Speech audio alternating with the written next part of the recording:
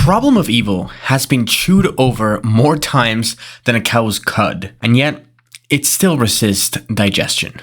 This is because the problem of evil often wavers into a semantic fog, in which alternative definitions are often applied to single terms.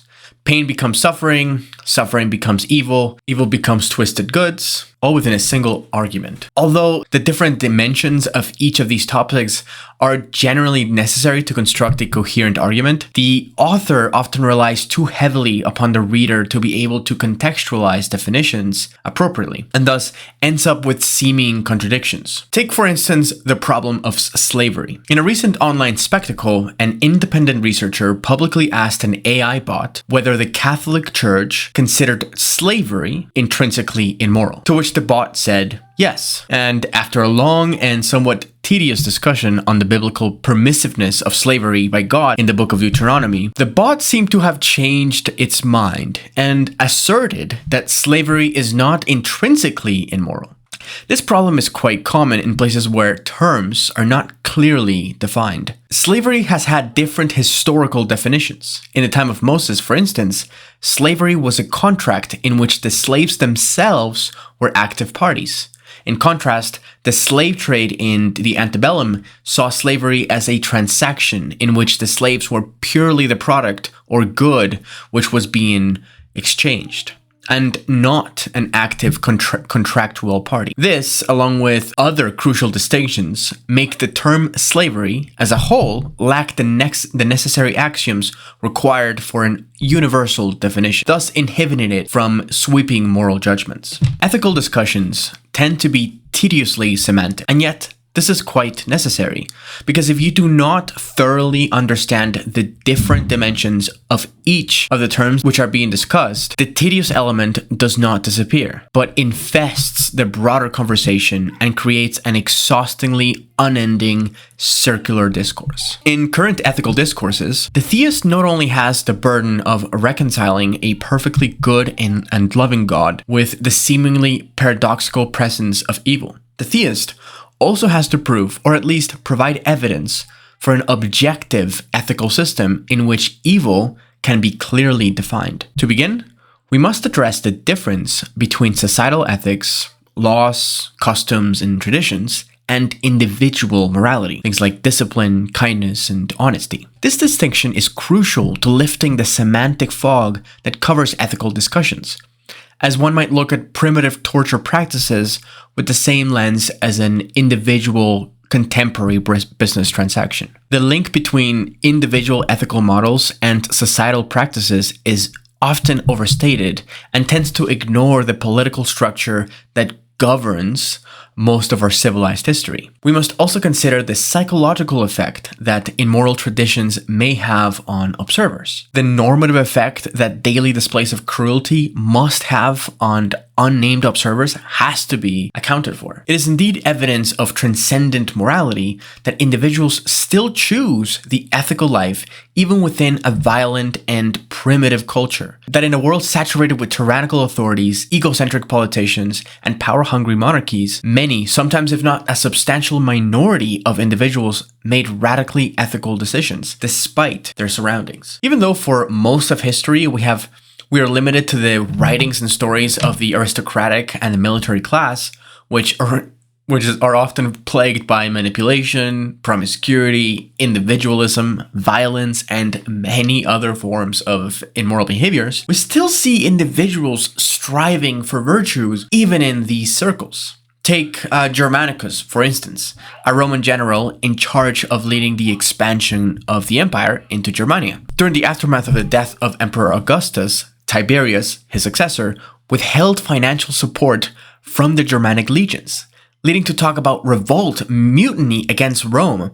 and an unprecedented drop in military morale. Germanicus, the noble general of the legion, sold his own properties to get the soldiers paid. And he did it claiming that the money came not from his own estates, but from the good Emperor Tiberius. See, he wanted the soldiers to remain loyal to Rome and not only to him. This display shows historians that virtues like humility, loyalty, and leadership transcend cultural norms and are present in every time period, no matter their context. Despite constant displays of violence, monarchies, empires, and false senatorial practices which plagued our history, it is indeed individual ethical duties that have quietly prevented tyrannical lunacy from swallowing civilizations. It has been the clear state of ethical conduct that has lifted the fog of power obsession and rescued empires and civilizations from catastrophic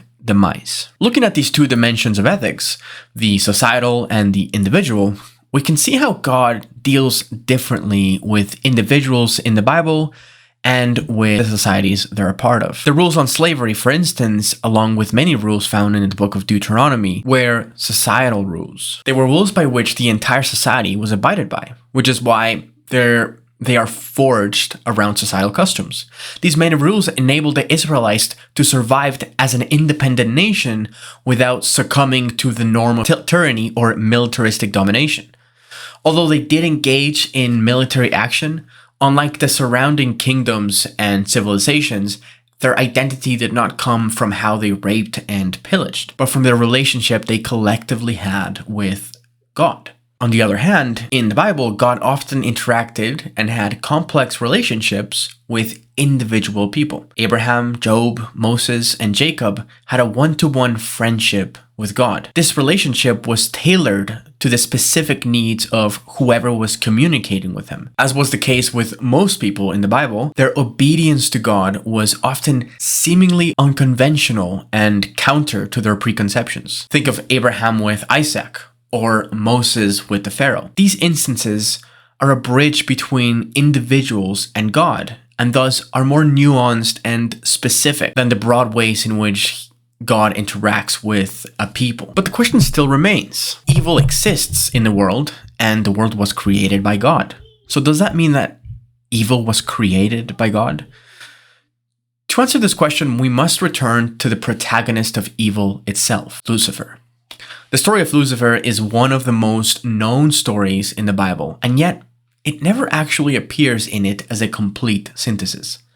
In fact, the name Lucifer only appears once, and it does so in the Vulgate, a Latin translation of the Bible which emerged 300 years after the birth of Christ. Yet, this character is immensely important in Christian tradition, as he is the originator of the ontology of evil itself. Satan's fall is said to be the fissure which separated good from evil, and his story is fascinating. Why did someone with perfect will reject the source of happiness itself? Why did God create a being whose pride would be too much for him to bear? The answer to this question lies inside what I like to call the free love paradox.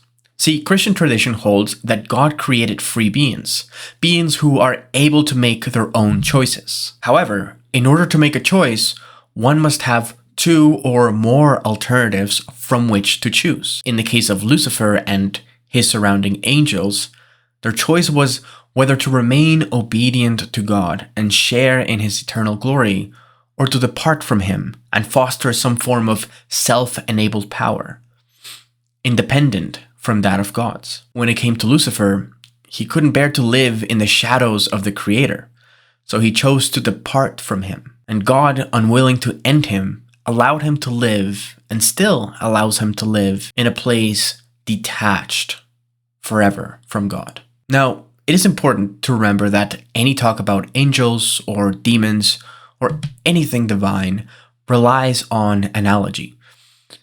As humans, we are limited to our own worldly understanding of realities, but we can imagine that beings who have access to the mysteries of the universe would most likely understand it in a fundamentally different way, which again could be why God tended to command such confusing commandments. So, to address the question, did God command evil? Did God create evil? To that, the answer is no. But God allows man and fallen angels to use their own free will, which, if it is not pointed towards the goodness of God, is indeed evil. Now, of course, this video relies on quite a few axioms and an a priori. Transcendent ethics as opposed to teleological or Aristotelian ethics or Kantian ethics or even relativistic critical ethics. It also relies on the Christian understanding of evil. And it relies on the assumption that the laws of Moses contributed to a more positive experience for the Israelites. I also made a few consequentialist arguments, which are not really my favorite. All in all, this, much like many other YouTube videos, is an incomplete and frankly amateur exposition as to how Christianity addresses the problem of evil. Nevertheless, I think that in some contexts, it could be used as a groundwork for a broader, more robust argument. If you're interested in more dedicated argumentation, please consider checking out my Medium profile, in which I write more in-depth articles about these types of issues. This is Logos and Mythos. Thank you for watching.